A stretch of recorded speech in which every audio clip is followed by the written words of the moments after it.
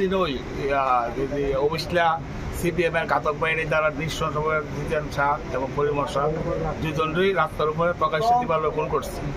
এরপর আমরা অনেকদিন আইনি লড়াইয়ের পরে 30-32 বছর পরে আমরা আংশিক পাইছি, মানে জাস্টিস পাইছি। 13 জনের সাজা হয়েছে, বাইরে আইনের আওতা ঢোয়াইতে পারছি না সাক্ষী চক্রের অভাবে। এরপর আমরা তাইনের সিলভার ক্লাবে প্লাস বাড়িতে মিলা তাইনের প্রত্যেক বছরই 7 তারিখ আর 30 নম্বর মৃত্যুদিন আমরা করে একটা অনুষ্ঠান করি। এটাও তৃতীয় স্বাস্থ্য শিবির। আমরা আগরতলা টিএমসি হাসপাতালের ডাক্তার মশাই আর বিশাল হাসপাতাল ডাক্তার দৌড় থেকে একটা স্বাস্থ্য শিবির করছি, বিনামূল্যে ওষুধ প্রদান হইতেছে। এখানে আমার ছেলেও এমডি মেডিসিন ডাক্তার আছে, আপাই না কিছু ডাক্তার নিয়ে আইসে, কাজ করছে, ওষুধ আর ওই সেবা পরিচালনা করতে আছে। এমনি আরও আমরা ভবিষ্যতে আর করছি তারা আছে সেবামূলক কাজ পরিমর্শার নামে। এটা আমরা চেষ্টা করবো আরও থেকে এটা